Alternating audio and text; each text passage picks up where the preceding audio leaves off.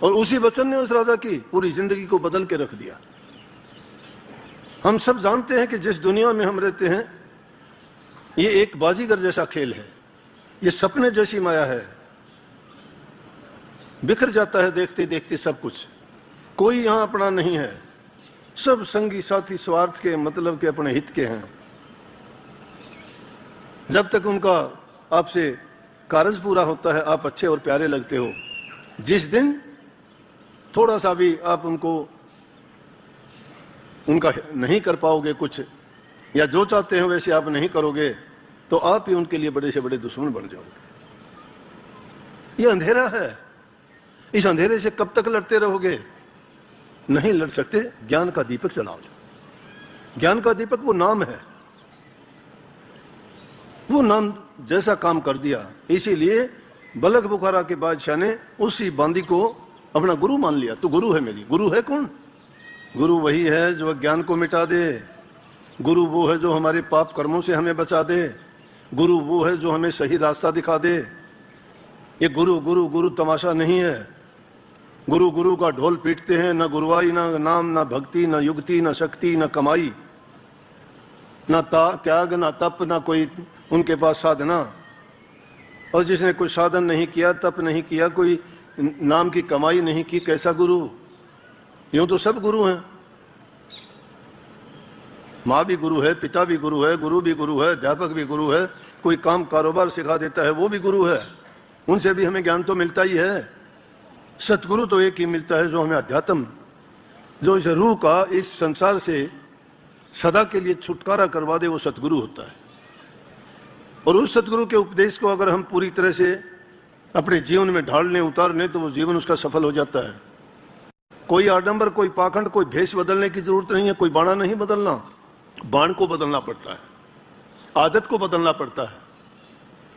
जब बाण बदलोगे, बाणा बदलने की जरूरत नहीं, तुम्हारा मन बदल जाएगा, दुनिया की तरफ से हट के प्रभु की तरफ लग जाएगा। यही तो था। बलख बुखारा का बादशाह को आदत थी बचपन से सवामन फूलों की सेज पर सोता था, बांदी बिछाती थी। अब बांदी का काम, नौकरों का काम तो होता है पूरा दिन बेचारे काम करते हैं। फूलों की सेज बिछा के, उसको भी बहुत साल हो गए थे ऐसा करते करते। एक दिन जब उसने सेज को बिछाया तो उसके मन में ख्याल आया कि रोजाना राजा इस सेज पे सोता है, हम तो जमीन में सोते हैं तो भी हमें नींद आ जाती है, तो इस पर कैसी नींद आती होगी, कितना आनंद आता होगा। मैं रोजाना ये फूलों की सेज बिछाती हूँ तो देखूं एक मिनट के लिए।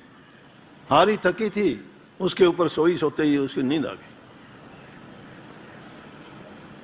नींद आ गई, उसको बड़ी शांति मिली, पता ही नहीं लगा कब उसको आंख मिच गई।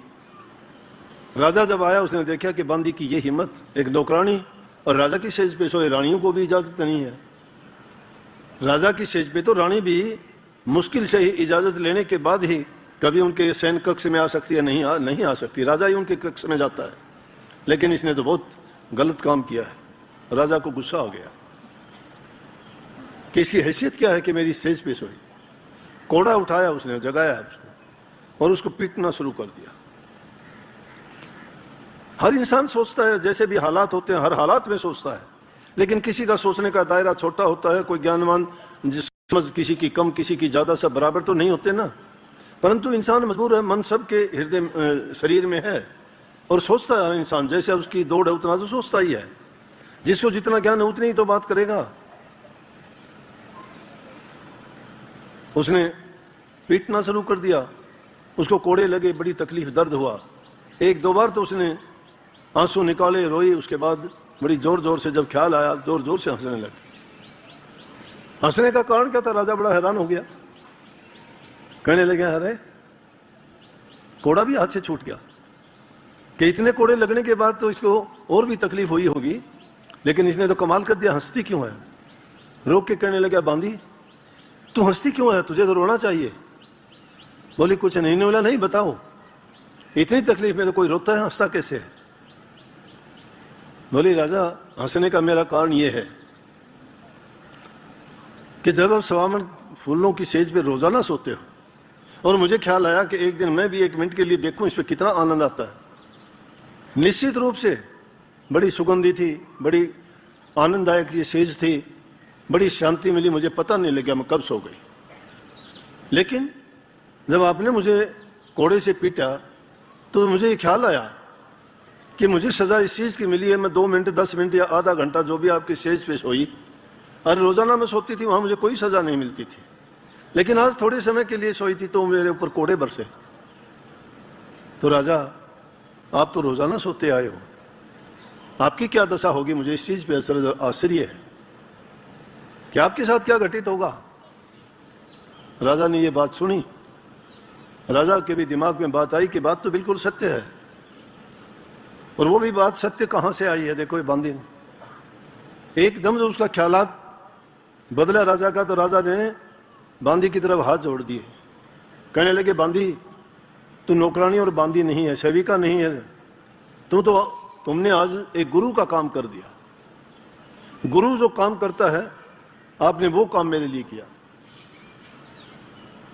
गुरु क्या करता है? गुरु उपदेश ही तो देता है, जिसको मान के शिष्य उस उपदेश के अनुसार काम करता है तो पाप कर्म से बच जाता है, पुण्य कर्मों में लग जाता है, दूसरे के हित की बात करता है, कोई निंदा चुगली बुराइयां नहीं करता, वो सेवा करता है, प्रभु भक्ति में मन लगाता है और अपने जीवन को सफल करता है। तुमने भी मेरे जीवन का रास्ता ही तो बदल दिया है, ये गुरु का ही तो काम है। उसको तो ढूंढने के लिए मुझे पता नहीं जाना पड़ता, जाता या नहीं जाता, वो अवसर मुझे मिलता या नहीं मिलता, लेकिन ये प्रभु की इच्छा और मर्जी है कि देखो मुझे यहाँ बैठे बैठाए ही आपको एक गुरु के तरह से मुझे उपदेश दिला दिया कि ये काम तेरे लिए नहीं है। इसीलिए उन्होंने उसी दिन से राजकाज को दिमाग घूम गया कि मैं लोगों को सजा देता हूँ, मैं ऐसा आराम करता हूँ, मैं इतनी रानियां भोगता हूँ, मुझे हर प्रकार की सुख सुविधा है, लेकिन जीवन का अंत क्या होगा? आखिर ये जीवन मिला था तो किस लिए मिला था? लक्ष्य क्या है? जब ये बातें उनके ख्यालात में मन में आई तो उन्होंने सोचा कि ये साधु संत फकीर किस लिए घर छोड़ देते हैं, किस लिए ये खान पान छोड़ देते हैं, किस लिए ये इंद्रियों का दमन करते हैं, किस लिए इतना घोर तपस्या और इतने कठोर ये व्रत रखते हैं, तन से कपड़ा नहीं ओढ़ते, खाने के लिए इनको कोई जिब्बा का स्वाद नहीं होता, जीने के लिए इनको कोई खुशी शांति आराम नहीं चाहिए, घूमते रमते रहते हैं और फिर भी ये मस्त रहते हैं।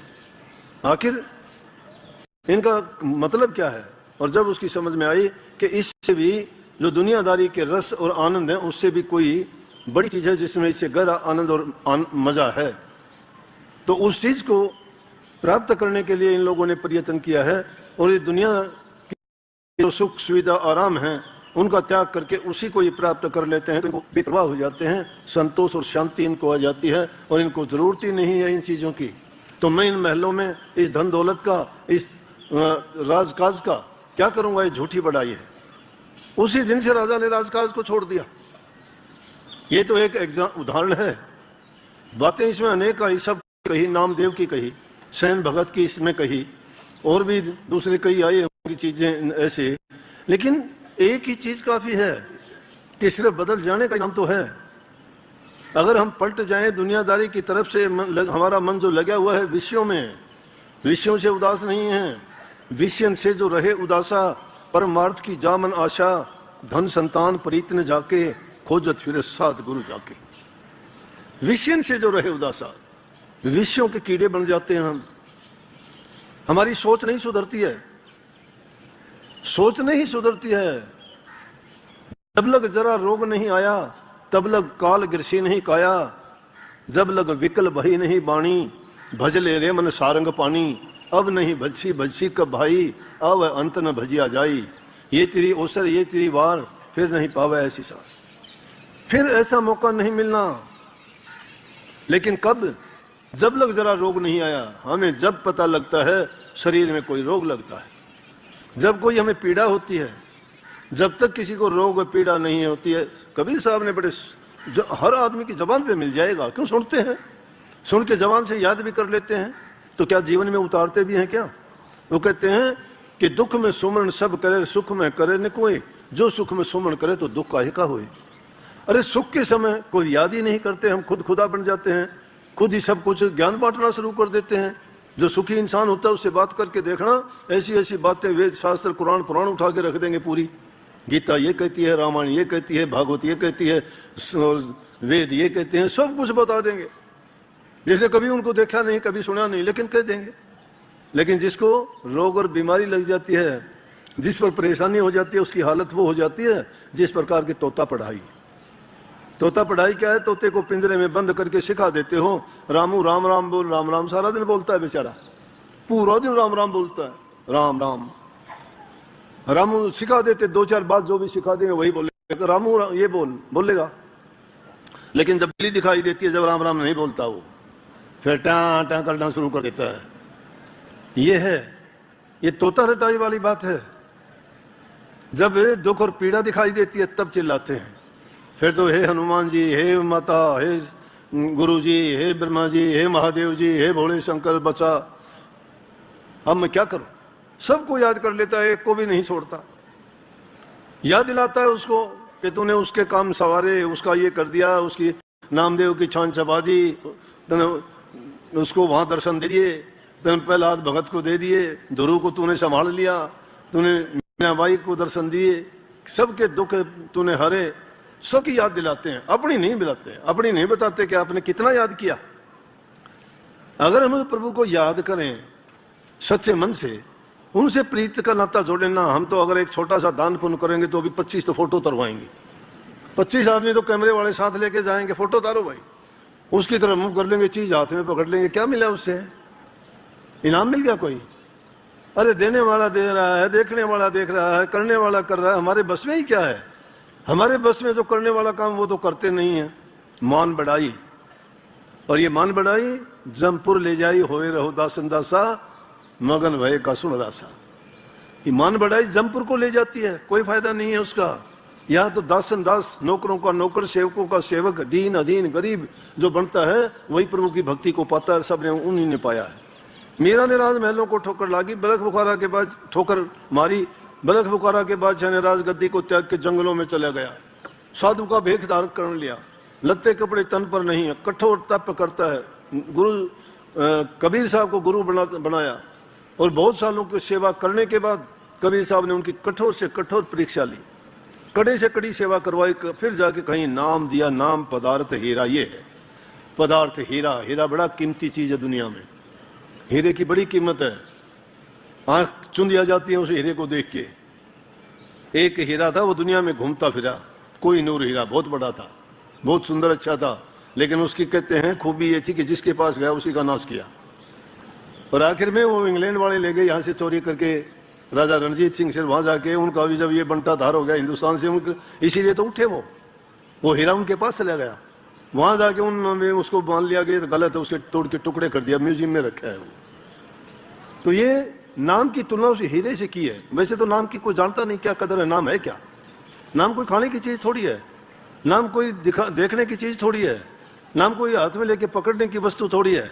नाम वो हृदय में तारने वाली एक शक्ति है जो हमारे पापों का नाश करती है, जन्म मरण के बंधनों से मुक्त करती है, सदा के लिए इस दुनियादारी से हमारा लेखा जोखा पूरा करके अपने घर पहुंचाती है। नाम वो ठिकाना है, नाम वो हमारी मंजिल है, नाम ही तो सब कुछ है। नाम के बिना तो बेनाम तो कुछ है ही नहीं। और इसीलिए संतों ने कहा, बेनामी बेगाम के बेतन हमारा शहर, उबट गेले में चला जो चला हमारी गेल। बेनामी बेगाम के, कोई गांव नहीं है, बेनाम नाम भी नहीं है, और बेतन हमारा शहर, हमारा कोई ना नगर शहर गांव ठिकाना है। और जिसके साथ चला हम, उबट गेली, कोई रास्ता भी नहीं है।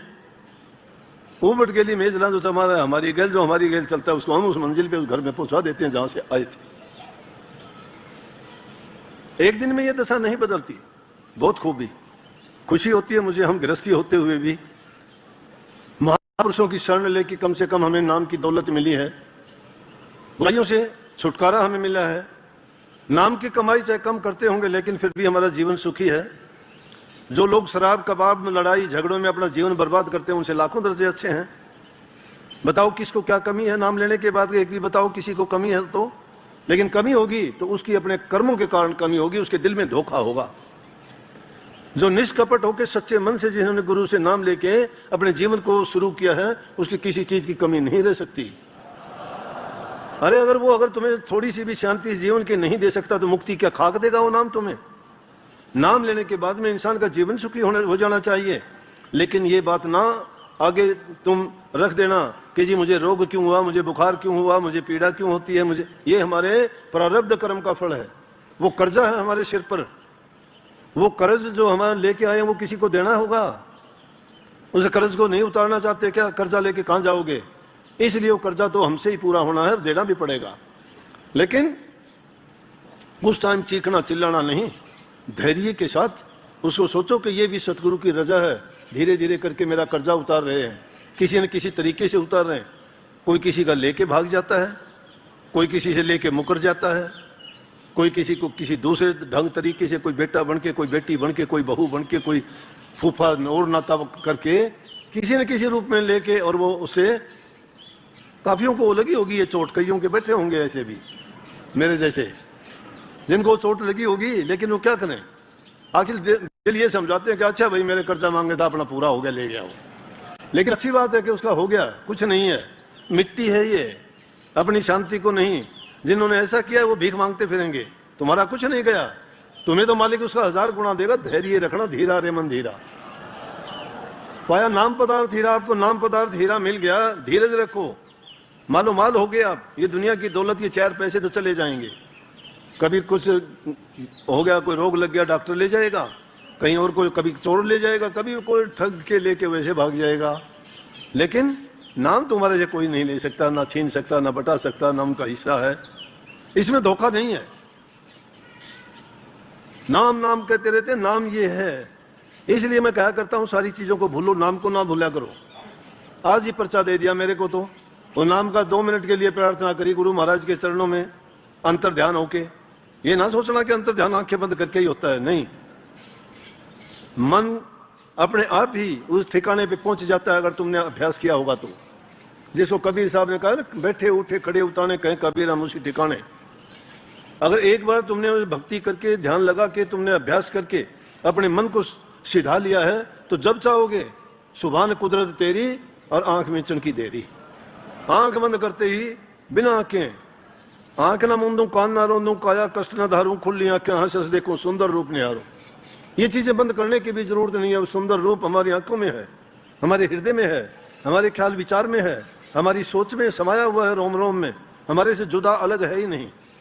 जुदा तो हमने कर रखा है, कभी भूले से भी उसको याद नहीं करते। उसको तो जहां याद करोगे, एक शब्द गाया करते हैं, याद करा वहां पाया गुरु जी थारा, जुग जुग जुग सवाया। जहां याद करते हो वहीं मिलता है। कमी हमारी है, याद करते ही नहीं, तो वो अपने आप आके क्या करे, क्योंकि हमारे से दूर नहीं है, वो हमारे पास है। लेकिन हमने दूर कैसे मान लिया कि हमें वो ख्याल ही नहीं, पहचान ही नहीं, हमने कभी सोचा भी नहीं। इसलिए नाम वो दौलत है जिसको कभी भुलाना नहीं चाहिए। ये नहीं कि दुख हो तब याद करो, अरे दुख आने से पहले याद किया करो ना। तुम सोचो कि बारिश होगी, पानी आएगा, आएगा जब देख लेंगे, अभी क्या जरूरत है। और अब आएगा जब क्या करोगे? इसलिए पानी आने से पहले पहाड़ बांध लेनी चाहिए, पानी आने से पहले उसका इंतजाम कर लेना चाहिए। ये ना सोचो कि मुझे वो दुख आने से पहले ही उसका इंतजाम ऐसा कर दो, दुख दूर से ही भाग जाए देख के। जहां नाम है वहां ये चीजें नहीं ठहरती, लेकिन दोनों चीजें साथ वैसे भी नहीं चलती। कभी सोचते हो कि दुनियादारी के ऐश आनंद रस भी भोगते रहेंगे और भक्ति भी कर लेंगे।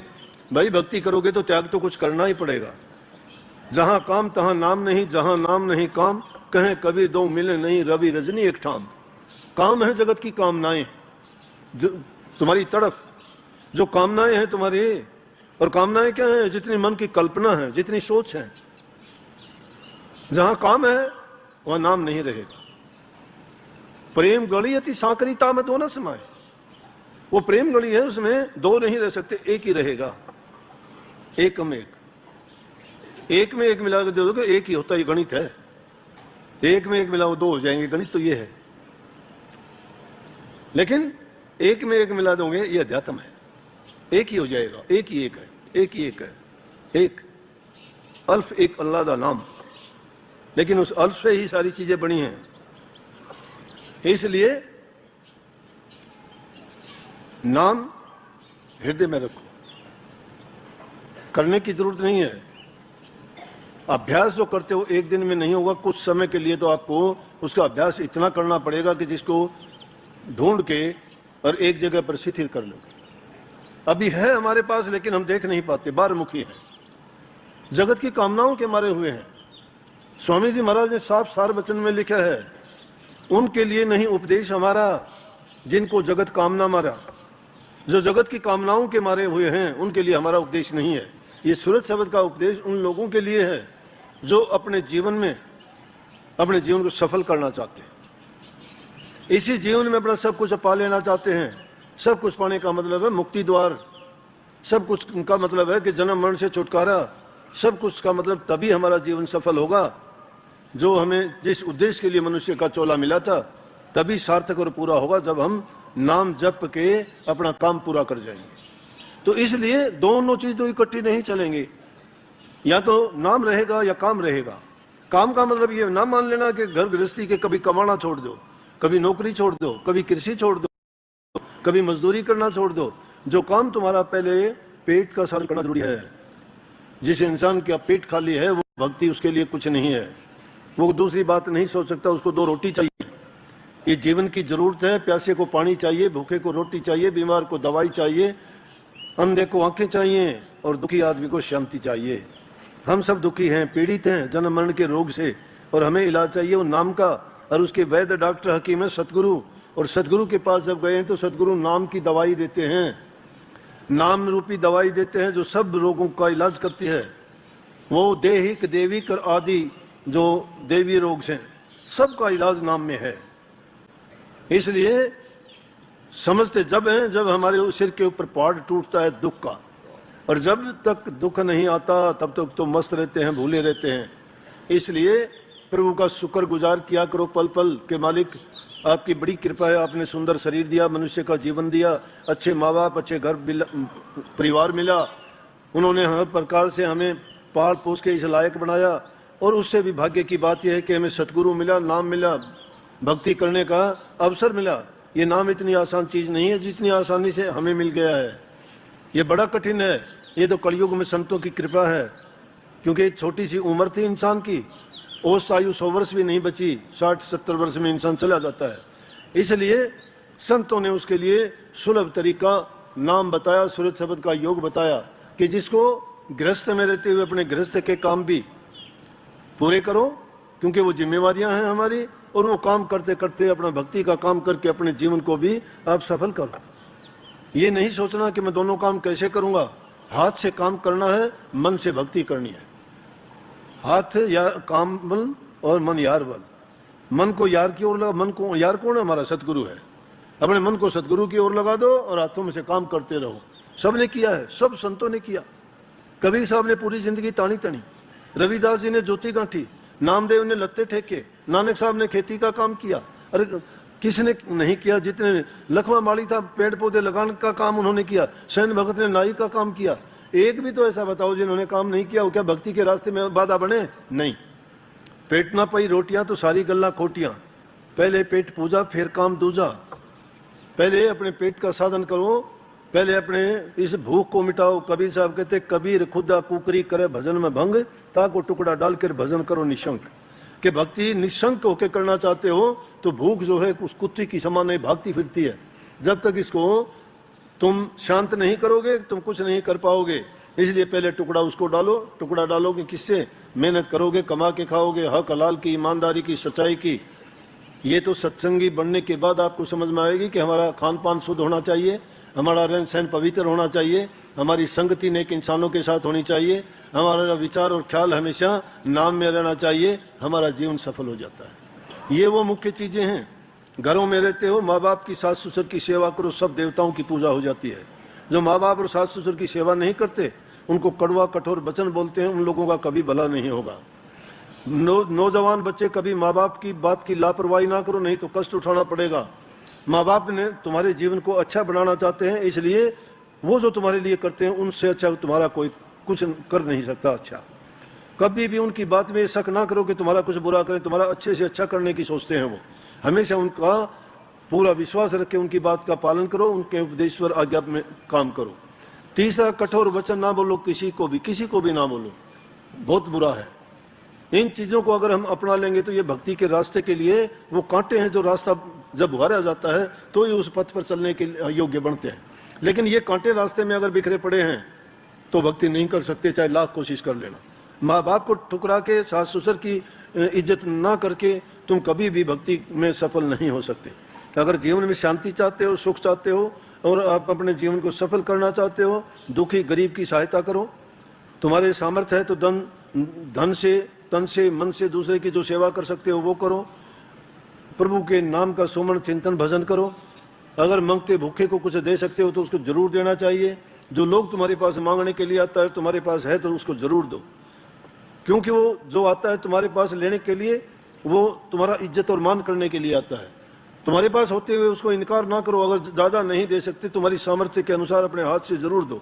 तुम्हारा दान किया हुआ, तुम्हारा दिया हुई चीज़ कभी व्यर्थ नहीं जाएगी। अगर तुम किसी को अच्छी बात बोलते हो, तुम्हें अच्छा उसका लौट के परिणाम मिलेगा। अगर किसी का बुरा सोचते हो, बुरा करते हो, तो उसका परिणाम हमेशा बुरा ही होता है।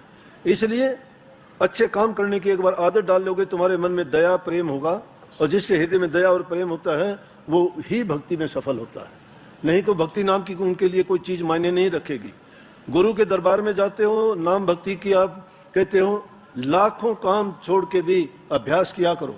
दोनों टाइम ध्यान किया करो। मैं कहता हूँ तुम्हारे मन के विकार अगर साफ करना चाहते हो, तुम्हारे लिए वही गंगा, वही जमुना, वही सरस्वती और वही गंगा सागर, वही त्रिवेणी का स्नान है।